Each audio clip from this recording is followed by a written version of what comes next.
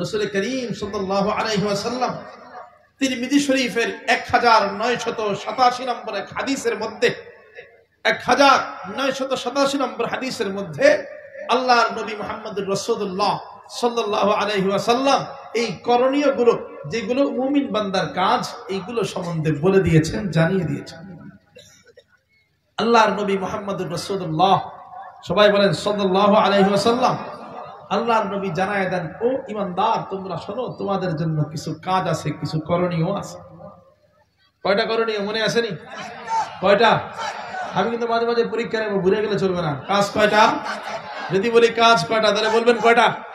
4টা। মনে রাখতে হবে, ইয়াদ রাখতে হবে, আর নাইলে বয়ান শুনে কোনো লাভ নাই। এই 4টা মুখস্থ কইরা আগামীকাল আপনারা বয়ান করবেন, পারবেন না ইনশাআল্লাহ? হ্যাঁ, পুরানা না পারেন, অন্তত 4টা জিনিস, এই 4টা মুখস্থ রাখতে পারবেন না? মুখস্থ করাই দিয়ে যাবো ইনশাআল্লাহ।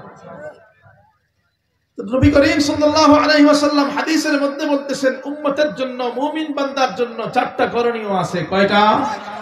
আরো জোরে বলেন না কয়টা? জোরে বলেন না কয়টা? 4টা করণীয়।